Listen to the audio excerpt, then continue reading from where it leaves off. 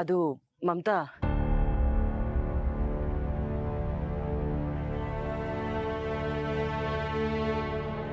ಅಮ್ಮ, ನಿನ್ನೆಯಿಂದ ನೀವೇನು ಊಟ ಮಾಡಿಲ್ಲ. ಅಟ್ಲೀಸ್ಟ್ ಇವಾಗಾದರೂ ಸ್ವಲ್ಪನಾದರೂ ಬ್ರೇಕ್ಫಾಸ್ಟ್ ಮಾಡಿ. ನನಗೇನು ತಿನ್ನಬೇಕು ಅಂತ ಅನಿಸ್ತಾ ಇಲ್ಲ ಪುಟ್ಟ, ಬಿಟ್ಬಿಡು ನನ್ನ. ಪ್ಲೀಸ್ ಅಮ್ಮ, ನನಗೆ ಅರ್ಥ ಆಗುತ್ತೆ ನೀವು ಬೇಜಾರಲ್ಲಿದ್ದೀರಾ ಅಂತ. ಆದರೆ ಹೀಗೆ ಊಟ ತಿಂಡಿ ಎಲ್ಲ ಬಿಟ್ಟರೆ ತುಂಬ ಕಷ್ಟ ಆಗುತ್ತಮ್ಮ. ಓಹೋ, ಏನ್ ಕಷ್ಟ ಆಗುತ್ತೆ? ಈ ಕಡೆ ಮಗುನು ಚೂಟಿ, ಆ ಕಡೆ ತೊಟ್ಲು ತೂಗ್ತಿದ್ಯಾ? ಅಷ್ಟೊಂದೆಲ್ಲ ಡ್ರಾಮಾ ಕ್ರಿಯೇಟ್ ಮಾಡಿ ಇಲ್ಲಿ ಬಂದು ತಿಂಡಿ ತಿನ್ನಿ ಅಂತ ನಾಟಕ ಮಾಡ್ತಿದ್ಯಾ? ಮಮತಾ, ಸ್ವಲ್ಪ ಸೈಲೆಂಟ್ ಆಗಿರಮ್ಮ.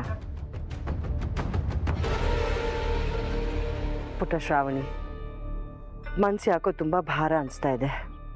ಹೊಟ್ಟೆನೂ ಹಸಿತಾ ಇಲ್ಲ. ಮನಸ್ಸು ಸರಿ ಇಲ್ಲದೆ ಹೋದಾಗ ಊಟ ತಿಂಡಿ ಏನೂ ಸೇರೋದಿಲ್ಲ. ಸ್ವಲ್ಪ ದಿನದಲ್ಲಿ ಎಲ್ಲ ಸರಿ ಹೋಗುತ್ತೆ. ಅಲ್ಲಿವರೆಗೂ ಯಾರೂ ಒತ್ತಾಯ ಮಾಡಬೇಡಿ ಪ್ಲೀಸ್. ಅದು ಅಮ್ಮ, ಯಾಕೆ ಎಲ್ಲರೂ ಇಲ್ಲಿ ಬಂದಿದ್ದೀರಾ? ಅಭಿ, ಅಮ್ಮ ನಿನ್ನೆಯಿಂದ ತಿಂಡಿ ಮತ್ತೆ ಊಟ ಮಾಡ್ತಾ ಇಲ್ಲ, ಅದಕ್ಕೆ. ಅದನ್ನ ಸುಮ್ಮನೆ ಹೇಳೋದಲ್ಲ, ಯಾಕೆ ಮಾಡ್ತಾ ಇಲ್ಲ ಅಂತನೂ ಅರ್ಥ ಮಾಡ್ಕೋಬೇಕು. ಇಷ್ಟೊತ್ತು ನಾನು ಅದನ್ನೇ ಹೇಳ್ದೆ ಅಭಿ, ಎಲ್ಲ ಅರ್ಥ ಆಗುತ್ತೊಳಗೆ. ಎಲ್ರು ಭಾವನೆ ಜೊತೆ ಆಟ ಆಡಕ್ಕಷ್ಟೇ ಬರುತ್ತೆ ಅವಳಿಗೆ. Silent killer. ಮಮತಾ, ನನ್ನ ಬಾಯಿ ಮುಚ್ಚಿದಕ್ಕೆ ಅಕ್ಕ ನಿನ್ ಗಂಟ್ಲಲ್ಲಿ ಅನ್ನ ಇಳಿತಿಲ್ಲ ಇವತ್ತು. ನಿನ್ ಸಂಕಟ ನನ್ಗೊಬ್ಳಿಗೆ ಅರ್ಥ ಆಗೋದು, ಇನ್ಯಾರಿಗೂ ಅರ್ಥ ಆಗಲ್ಲ. ಪ್ಲೀಸ್, ನಿಮ್ಗೆ ತುಂಬ ಬೇಜಾರಾಗಿದೆ ಅಂತ ನಂಗೆ ಅರ್ಥ ಆಗುತ್ತೆ. ಆದರೆ ಎಲ್ಲದಕ್ಕೂ ಒಂದು ಕನ್ಕ್ಲೂಷನ್ ಅಂತ ಇರಬೇಕಲ್ವಾ? ಆಗಿದ್ದಾಯ್ತು, ಎಲ್ಲ ಬಿಟ್ಬಿಡೋಣ. ನಾವು ನೀವು ಚೆನ್ನಾಗಿರ್ಬೇಕು. ನಿಮ್ಮ ಆರೋಗ್ಯಕ್ಕೆ ಏನಾದರೂ ಸಮಸ್ಯೆ ಆದರೆ ನಾನು ಸಹಿಸ್ಕೊಳ್ಳಲ್ಲ ಅತ್ತೆ. ಆಗಿರೋದಕ್ಕೆ ನಾನು ನಿಮ್ಮ ಹತ್ರ ಕ್ಷಮೆ ಕೇಳ್ತೀನಿ ಅಮ್ಮ. ಪ್ಲೀಸ್ ತಿಂಡಿ ತಿನ್ನಿ. ನಾನು ಮಾತಾಡ್ತೀನಿ ತಾನೆ, ಇವಾಗ ಬಂದು ಕ್ಷಮೆ ಕೇಳ್ಬಿಟ್ರೆ ಎಲ್ಲ ಮುಗ್ದೋಗೋದಿಲ್ಲ. ಅಭಿ, ಯಾಕೋ ಪಾಪ ಅವಳ ಮೇಲೆ ರೇಗಾಡ್ತೀಯಾ? ನಿಮಗೆ ಅರ್ಥ ಆಗಲ್ಲ ಅತ್ತೆ. ನೀವು ಎಲ್ಲರೂ ಒಂದೇ ಥರ ನೋಡ್ತೀರಾ. ನಿಮ್ಮ ಕೈ ತುತ್ತು ತಿಂದು ಬೆಳೆದವನು ನಾನು. ನಿಮ್ಮ ಹಾಗೆ ಇದ್ದದಕ್ಕೆ ಇವತ್ತು ನಾನು ಸಫರ್ ಮಾಡೋ ಹಾಗಾಯ್ತು. ಆದರೆ ಈಗ ಅರ್ಥ ಆಗ್ತಾ ಇದೆ ಅತ್ತೆ, ನಾವು ಅಂದ್ಕೊಂತಿರೋದೇ ಬೇರೆ ಪ್ರಪಂಚ, ಆದರೆ ಇಲ್ಲಿರೋದೇ ಬೇರೆ ಅಂತ. ಪ್ಲೀಸ್ ಅತ್ತೆ, ನೀವು ಯಾರಿಗೋಸ್ಕರನೋ ಊಟ ತಿಂಡಿ ಬಿಟ್ಟಿರೋದು ನನಗಿಷ್ಟ ಆಗಲ್ಲ ಅತ್ತೆ. ಪ್ಲೀಸ್ ತಿನ್ನಿ ಅತ್ತೆ. ಅಭಿ, ನೀನು ಹೀಗೆ ಬೇಜಾರು ಮಾಡ್ಕೊಳ್ಳೋದು, ಕೋಪ ಮಾಡ್ಕೊಳ್ಳೋದು ಎಲ್ಲ ನನ್ನ ಕೈಲಿ ನೋಡೋಕ್ಕಾಗಲ್ಲ ಕಣೋ. ಕೊಡು, ನಾನು ತಿಂತೀನಿ. ಬಟ್ ನೀನು ಸಮಾಧಾನವಾಗಿರಬೇಕು, ಆಯಿತಾ?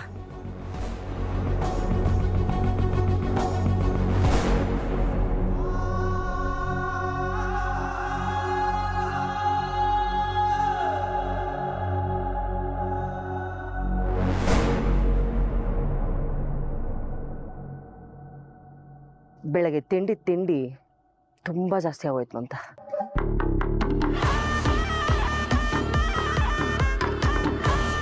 ಅಭಿ ಮುಂಚೆನೂ ಹೀಗೆ ಕಿರ್ಚಾಡ್ತಾ ಇದ್ದ, ಆಮೇಲೆ ಶ್ರಾವಣಿ ಸೆರ್ಗಿಟ್ಕೊಂಡು ಓಡಾಡ್ತಿದ್ದಿದ್ದು ನಾನೇ ನೋಡಿದ್ದೀನಕ್ಕ.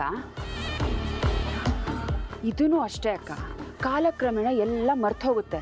ಆಮೇಲೆ ಅಭಿ ಶ್ರಾವಣಿ ರೊಮ್ಯಾಂಟಿಕ್ ಜರ್ನಿ ಶುರು ಮಾಡ್ಕೊಳ್ತಾರೆ.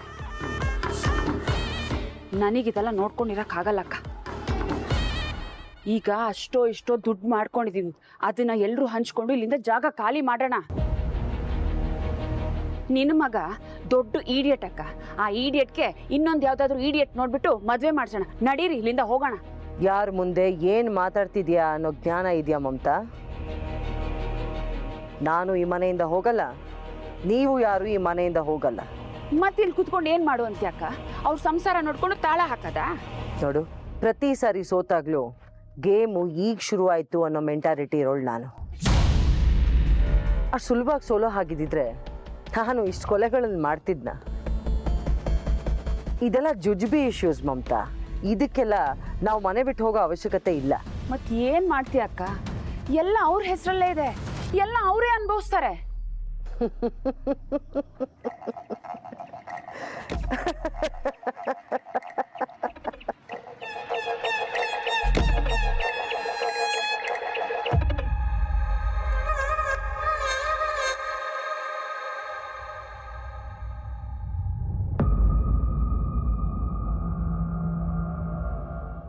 ತಗೊಳ್ಳಿ. ನಿನ್ನ ಜಾತಕನ ಅಮ್ಮ ಇದು?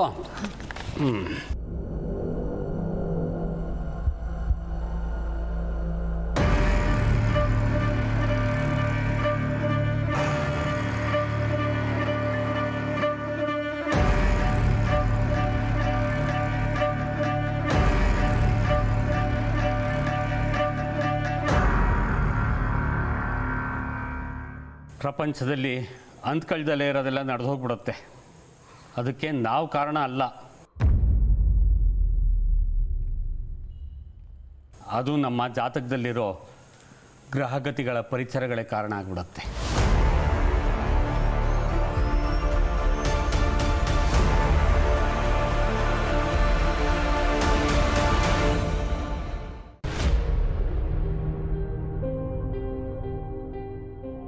ಜಯರಾಮ್ ಅವರೇ, ಏನಾಯಿತು? ಏನಾದರೂ ಸಮಸ್ಯೆ ಇದೆಯಾ? ದೊಡ್ಡಮ್ಮ, ನಾನು ನಿಮಗೆ ಮೊದಲೇ ಹೇಳಿದೆ ಬೇಡ ಅಂತ. ಇವಾಗ ನೋಡಿ ಅವ್ರು ಏನೇನು ಹೇಳ್ತಾರೆ ಅದನ್ನು ಕೇಳಿಸ್ಕೊಂಡು ಸುಮ್ಮನೆ ಟೆನ್ಷನ್ ಆಗ್ತೀರಾ. ಏ ಅಮೇಯ, ಬುದ್ಧಿ ಹೇಳೋ ರೈಟ್ಸ್ ನಿನ್ಗೆ ಯಾವುದೂ ಇಲ್ಲ, ಆಯ್ತಾ? ತಪ್ಪು ಮಾಡಿರೋದು ನೀನು. ಅದನ್ನ ಸರಿ ಮಾಡೋದಕ್ಕೆ ಮನೆಯವರೆಲ್ಲ ತಲೆ ಕೆಡ್ಸ್ಕೊಂಡಿದ್ದಾರೆ. ಮೊದಲು ಅದ್ರ ಬಗ್ಗೆ ಯೋಚನೆ ಮಾಡು.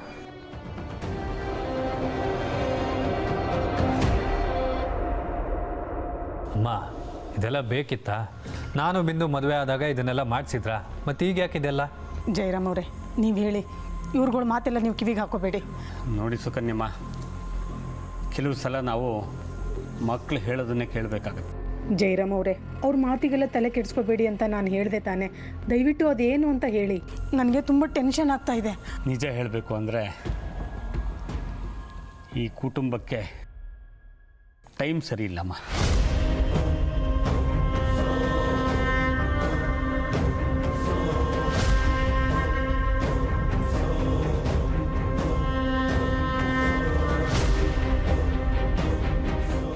ಟೈಮ್ ಸರಿ ಇಲ್ಲ ಅಂತ ನೋಡಿದ್ರೇನೆ ಗೊತ್ತಾಗುತ್ತೆ.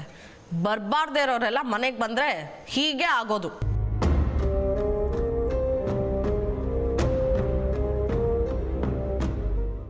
ನಿಶಿ, ಇನ್ನು ಸ್ವಲ್ಪ ಸುಮ್ಮನಿರಮ್ಮ.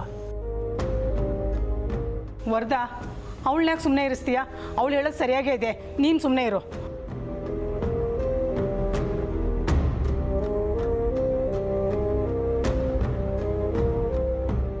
ನೀವು ಹೇಳಿ ಜಯರಾಮ್ ಅವರೇ, ಏನು ಕೆಟ್ಟ ಸಮಯ ಶುರು ಆಗಿದೆ? ಯಾವುದೋ ಸಾವಿನ ನೆರಳು ಈ ಮನೆ ಮೇಲೆ ಬಿದ್ದಿದ್ಯಮ್ಮ.